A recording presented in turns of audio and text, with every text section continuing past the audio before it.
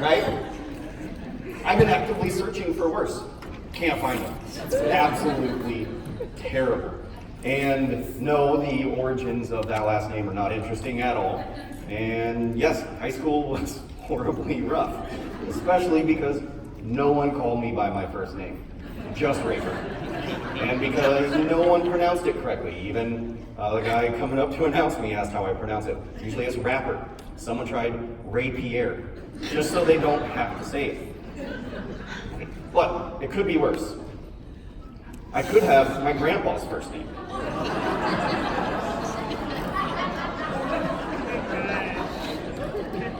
So I didn't do myself any favors in high school because I had a sweet 90s bowl haircut. I was an angsty teenager, skateboarded every day, had massive jinkos, listened to bands like Slipknot. Yeah, they're still doing things, so that's great. But you can find me at concerts every weekend, jumping into mosh pits, smashing into people, and I can't explain why anyone would voluntarily want to do this, so I'm just going to tell you a story. In the early 2000s, I went to a concert called Warped Tour, which is a music festival for rock and punk rock. And with a few buddies and me, we wanted to see a band called Thrice. So we approached the stage, and hundreds of people approached behind us until we couldn't see the end of the crowd. And we had massive guys around us that were 10 years older and 100 pounds heavier talking about how, oh, last time we saw this band, we left with bloody noses and it was sick. And we're like, shit. So the first few songs went okay, the band came out, mosh pits happened, but then the worst possible thing you could ever imagine happened. My buddy, all of 5'6", 100 pounds, fell in the middle of the mosh pit. I was thinking, gonna have to find a new best friend. He's super dead. But at that moment, the entire mosh pit of 30, 40, 50 people stopped and ran over to help him up, right? So the community that I experienced in that moment was like nothing that I had ever seen before. And it gets better, right? Because people at concerts don't care what you look like, or what you do during the day, or if you have a potential handicap or disability, right? The community there was created before anyone interacted or even met each other. We were just there to experience the music, and we were just there as fans of the band. So today I'm going to talk to you about loyalty and brand communities, the psychology behind them, and how you can create, nurture, and walk customers and clients through their own loyalty staircase. So, as marketers, we have to constantly come up with creative ways to solve problems, creative ways to generate business. And I'm not going to stand up here and give you 4 bullet points on how to create a brand community, because you can Google it. And this is what you'll find, right? Create a Facebook group. Duh. Community is created. You're done. But what we can do is we can question ourselves on why are people loyal? Why do they want to join communities? And we can compare successful and unsuccessful brands in the past, and then we can start to create steps for our own personal staircases. Earlier when I was talking about mosh pits, I said that the community was created before anyone even interacted with one another, and there's a lot of psychology behind this. So as humans, we can interact with and create complex, intimate relationships with around 100 to 150 people or so before it becomes too complicated to optimally process. And when we're creating these relationships, we start to create subcategories. So we have close friends, far friends, work colleagues, hello, family. And we do this because it gets pretty complicated when you mix them. Case in point, why wedding seating charts take 1,000,000 years to create, right? Because you don't want to put your politically incorrect grandpa next to your bros chugging White Claw, which is the most horrible flavor of all time, ruby grapefruit. Anyways, I digress. No? You're fine with that? Okay, great. But the point is, we only have so much emotional capital that we can invest, right? And when we reach that cap, we start to create abstract constructs where everyone can unify under one common factor. So some of those factors are sports teams. Any Tampa Bay fans out here, Lightning, etc. You'll feel a sense of community. Bands that you like, or even brands that you love. Right? So if anyone asks you, what kind of phone do you own? Do you think that conversation is over? 0% chance you're walking away from that conversation with just an answer. So, no matter what you answer, you either have put yourself in a community that agrees with that person or in a community that disagrees with them. And only because the phone that you own has a natural enemy, you have to defend your purchasing decisions or criticize theirs. Now, loyalty and brand communities are completely psychological. Loyalty creates a sense of self-being or an identity or a sense of belonging. Some people even devote their lives to the lifestyles that brands portray, like Harley Davidson or Salt Life, right? And some people say that loyalty is fading away, and I completely disagree with that. I don't think people are less loyal. I just don't think they want to deal with your bullshit, right? People have expectations now that are increasing due to streamlined experiences online. And if you don't meet them, you have predetermined plans to leave that company. And more so now than ever, it's easier to switch brands, which makes it even more difficult for us. But people aren't less loyal, they just don't want to deal with your BS. So, how do we create loyal followers? And how do we nurture those relationships over long periods of time? And more importantly, how do we tap into the psychological triggers of self-being and identity and those unifying common factors that brought me together with people that like the same bands that I do? Well, first we have to give them a reason to be loyal, right? And for some of you and some of your companies, might be unobtainable, but could be a massive overhaul, right? You may have to change your customer service skills, your marketing strategies, or even company culture. Good luck with that. But some examples of things that we can do are be relentless in serving your best customers. Give them several reasons not to leave. And depending on the size of your company, try to implement things that don't scale. And what I mean by that is, you're never gonna outspend your competitors, right? Someone was selling doors yesterday. Maybe they're in here, who knows? But how are they competing with Home Depot? They can't. So they can implement outstanding customer service and outstanding customer support and start to implement events or promotions that are more focused on one-on-one interaction. Make sure you're fulfilling requirements that don't garnish credit anymore. So in the restaurant industry, it used to be just a nice addition to have nutrition information, gluten-free options, gluten-free soap for some reason if people are eating that. But now, it's nearly a requirement, right? And no one gives you credit for doing that, but you have to make sure that you're on top of these things that people expect. Be transparent and listen. And I don't mean hear and listen so you can reply. I mean listen to understand. What is the underlying meaning for why they're communicating with you? And more so now than ever, it's so easy to communicate with people. Literally just ask someone, why'd you buy our stuff? Or why didn't you? Why didn't you choose us as a vendor over someone else? So I sent out website RFPs for World of Beer, and one company responded to me when we didn't select them and asked, what could we have done better to fulfill the requirements for your project? That company immediately went to the top of my vendor list in the future because they were the only ones that cared, right? The other ones just didn't respond or said, oh, thanks. That's cool. So, okay, that's fine. You don't have to care. Give them a reason to care, though. All right, so this is Johnny Cupcakes. Has anyone heard of Johnny Cupcakes? All right, that's a okay amount, I guess. They're a t-shirt company, and they build their stores to look like bakeries, and it confuses everyone all the time. And they put t-shirts in ovens and in display cases, and they even pipe in vanilla cupcake smell. So when you're buying t-shirts, it smells like a bakery. And I know what you're saying, like, oh, I can't redesign my business to be viral like this. And maybe you're wrong, maybe you're right. But the owner of this company does his best to reach out on one-on-one interactions. He creates thank you notes all the time in his products with hand-drawn cartoons, and I'll show you one later. But it's cheap, it's effective, and it goes a long way in making people care and feel like you care. And who gets snail mail anymore, right? So it's something interesting.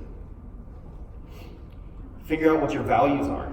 So I'm sure you've heard this a lot, but you have to stand for something, right? So some examples are Zappos, wow with service. And if you've ever ordered from Zappos, you will absolutely understand what I mean when I say that. With Whole Foods, they are about reducing waste, and they offer up to $25 million in small loans for local farmers, right? Your values don't have to be $25 million worth of loans, but you should stand for something, and it should be weaved into your marketing message. And my personal favorite, once you figure out your values, figure out what your audience likes, right? Arby's does a great job with this. What they do is they reproduce video game characters and movie characters with the boxes that their food comes in and with their sauce and their food. So what this does and why this is important is Arby's introduces themselves as a brand that is tagging into that unifying common factor that we were talking about before, right? So if you feel community with someone that likes Mario, you feel community with brands that like Mario. Question how you're interacting with your customers and your clients, right?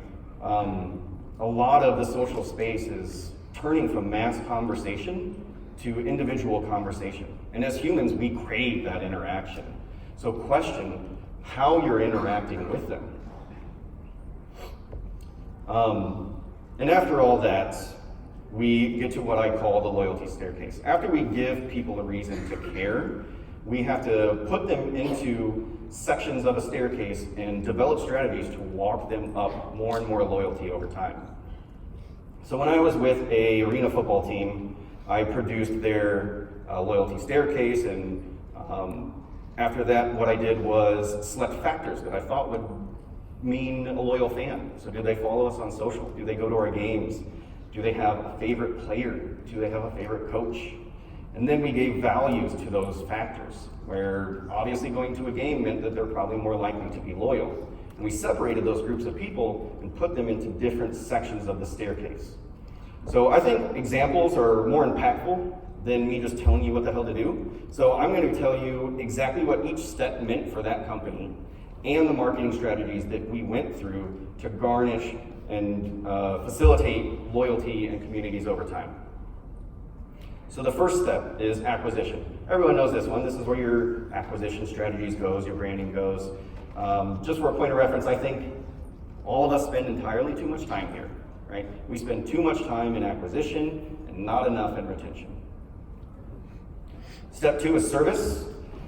These consumers for us were individuals who go to one game a year. They don't technically or usually follow us on social, but they've interacted with the brand in some capacity. This is an incredibly crucial step because these are the people that go from acquisition to retention. I'm sure you've all heard it's 25 times cheaper to retain a customer than to get a new one. And for a football team, if they go from one game to two, bless you, then they have doubled their value. If they go to one game to three, they've tripled it. So if we can continue to do that for multiple people, the sky's the limit with that. The third step, does anyone even know what this movie is? Yeah. Yes? Okay, great. Just Google bunny boiler if you're interested. The third step was consumers that go to multiple games a year. They follow us on social. Maybe they have a favorite player, probably not. But this was a critical stage. This is where we spend most of our budget and most of our marketing strategies because this is where loyalty starts to bloom, right? We went from asking people to spend $30 in a year to multiple hundreds. And it takes a big commitment to hit this step. Number 4, the advocates. These are your ride or dies, right? These will do anything for you. They have season tickets, and they probably had them for multiple years. They have favorite players, and most importantly, they stick with you through thick and thin, right? So we had new players every year, new coaches. We even rebranded to a different name, and they were like, sign me the hell up. I don't care what you're called, I'm in. And another important thing is, they're quick to defend the flaws in the company. Whereas step 2 and 3 might be quick to criticize anything that's outside of the status quo. So for us, our goal was To separate these groups into percentages on each of the stairs. Step 1, 0% acquisition. Not looking at that as far as loyalty goes. Step 2, 40% of all people that go to our games, we want on step 2. Step 3, 40%. And step 5, 20%. I'd recommend creating your own staircase and creating your own percentages because sports lend themselves to more loyalty. So it could be more along the lines of 80, 15, 5, but you can discuss that with your own marketing team. So, what were the marketing strategies that we utilized? First, we had a broadcasting problem. It was impossible to watch these games. You had to go to the league's website, you had to download a TV application, which was sketchy. You had to install it, open it, find the channel that they're playing on, and then it probably didn't work. So we partnered with a radio station so we could play there every weekend, and I live streamed all the games on Facebook. By no surprise, Facebook was the most popular platform. This one had something like 7.8K views. The city had 100,000 people, right? So 7.8% of the population, give or take, is watching that football game every weekend. And this solved multiple problems for us. Arena football is unknown for the most part, so we were able to distribute product knowledge live. Step 2, or problem number 2, people that had interacted with our brand but haven't gone to a game in a while, they could sample it live before they committed to purchasing tickets. And the last one, people in step 2 or 3 who did commit to tickets but weren't quite loyal had the ability to watch games and develop a sense of community or loyalty or a favorite football player and feel like they had to go to more games. And this is all football related, I understand, but this should relate to all businesses, right? You should provide samples of your business or ways for them to try out your business before fully committing. So whether that's discounts or coupons or smaller service packages for your agency so businesses can get their foot through the door before they fully commit to an annual whatever the heck you're selling. So then we had to stand for something. We had no values. So we developed a system where people could donate their tickets for veterans. Even season ticket holders, we allowed them to donate tickets that they couldn't go to those games for, so they weren't wasted and veterans could use them. We had players go to schools all over the city, tell them about football, read books with them. We had meet and greets at restaurants. And we worked with nonprofits in every single game. Our mantra was, don't say no to any nonprofit. Sometimes it got absurd and we had like 4 nonprofits in a game, but that helped us implement more ways for people to interact with the brand. We introduced more unique jerseys for games where the game-worn jerseys were auctioned at the end for the most loyal people following us could purchase them. And a portion of the proceeds went to a different nonprofit. So we had several different ways to showcase what our values were, and we made positive that everyone knew what they were or they could find that information somewhere. And lastly, we had to move people from 3rd to 4th step. Incredibly difficult, right? So we used exclusives and experiences to do this.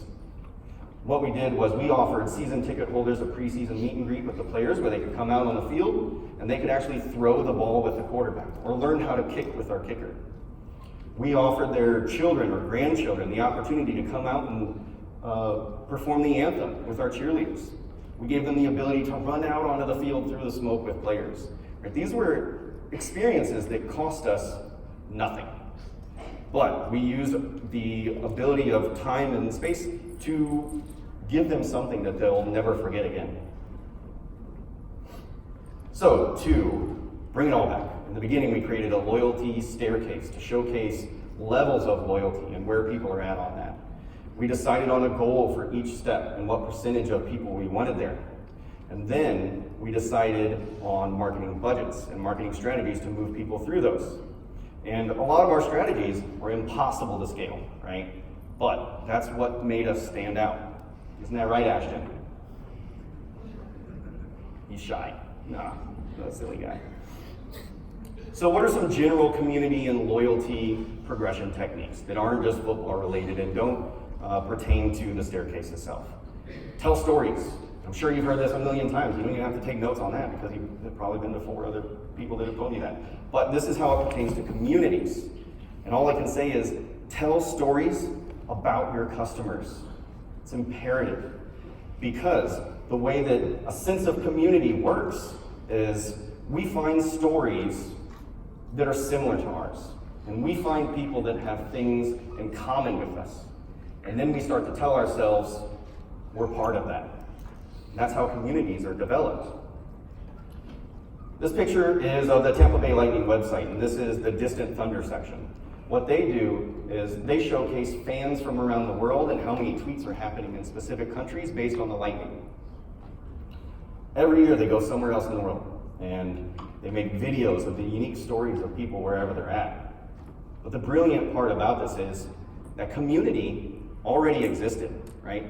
They didn't have to facilitate the creation of anything. They just made that story available for people to communicate with and feel a sense of belonging. And to do that, right, you have to be a tourist in your own community. And the best example I can give is when I was purchasing a new car, I was stuck between 3 or 4 different versions. And what put me over the edge on this one car is that there is a Facebook group of people that own the same car as that I was looking at. They get together every month, they drive around, they raise money for nonprofits, they eat together, they take pictures, blah, blah, blah. But imagine if you went to go buy a car, and instead of the salesman going, oh, this roof is great, no way water's getting in this baby, you're like, every car does that. No, I don't care about that. But what if he told you there is a specific group of people in this city that are so devoted and love this car so much that they get together monthly? And better yet, what if they own that car and they're part of that community? Right? Sold. You don't have to tell me anything about the car. I'm taking it. Just tell me how to get in contact with those people. Surprise and delight. So this is the card that Johnny Cupcakes sends to their customers. This is from the owner himself, right? And it's simple. It doesn't take much. What did that take? A minute, maybe, I guess, probably. But it goes a long way in establishing that they care about you. And sometimes that's all it takes, is showcasing that you're human and that you care. Some other things that you can do is, if you're selling a product or a service, do things out of the ordinary. Check in with them weeks after their purchase and see how things are going. Again, for the door example, she was saying, we have people that have to sell their homes and they need a new door. How do we get them to buy our doors? Pretty tough. What if you checked in 3 weeks after they bought your door, though, and you asked how their home sale went? Home Depot's not doing that. They don't care about you after you have a receipt. You're out the door. Reward your loyal advocates. This is the only thing I'll say about Rebel Beer, so don't worry. We were redesigning our app, and we reached out to the top percentage of loyalty members and said, we would like you to beta test with us. Now, this immediately put them into an exclusive category of consumers, and they knew it. And they knew they could give us feedback, and they knew we would respond. And most of that feedback ended up in the final product. But better yet, we gave them something to never forget that. We gave them an exclusive badge that is now unobtainable. Whew, this is long, huh? Running out of breath. Okay, create personalized offers. So this is one of my favorite marketing campaigns of all time. But there was a Marketo study that said 80% of consumers will not interact with your deal that you're trying to provide them unless it relates to a previous interaction that they had with your brand. Amazon and Netflix do this really well, right? You binge watch Friends in 2 days and they're like, hey, here's what other people watched. And it's Friends, because they just want you to keep watching Friends. Amazon does it if you purchase a book. They're like, here's other books that we could recommend for you. And try and figure out how you can resemble your current customers and potential customers, right? People gravitate towards things and people and places that resemble them. And once they figure out that you resemble their personal preferences or their values, they're more likely to listen to your other stories and purchase other products and purchase other services, much like this guy and his dog, right? Maybe he bought this dog because he looks exactly like it. I have no idea. But there's a good example of this. There was a decent basketball player by the name of Michael Jordan who was signed, I don't know if you've heard of him or not, he was signed by Nike in 1984, which is 11 years BPM. 11 years before Post Malone was born. And they created red and black shoes for him, which by today's standards aren't anything exciting, right? These look like any shoe out there. But in the 80s, the NBA required that you had to have white shoes only. They had to be a uniform color. Jordan originally wanted to go with Adidas, something a lot of people don't know. But they said, no, only uniform color. That's all we're doing. So he ends up signing with Nike.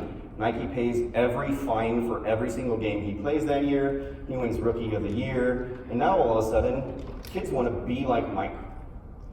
Kids want to resemble champions. They want to resemble people that are good at what they do. And something important when you're looking at how you resemble customers is resembling someone doesn't have to be what they are right now, right? Resembling someone could be something that they aspire to be. Kids aspire to be champions and be good with sports. Some people aspire to be good wives or husbands, right? You can utilize that to resemble your consumers. So, as marketers, we have to constantly be coming up with creative ways to solve problems, creative ways to generate business. But as humans, we only have so much emotional capital to invest. So we have to nurture organic brand communities that have been created and nurture loyalty so people get a sense of belonging, or maybe they develop an identity. Or maybe they decide that our lifestyle, like Harley Davidson or Salt Life, is one that they want to partake in. And then once we create a loyalty staircase, we can take a better look at if we need to move towards retention rather than acquisition. We can look at our marketing budgets, our marketing strategies on exactly how they influence people at different levels of loyalty.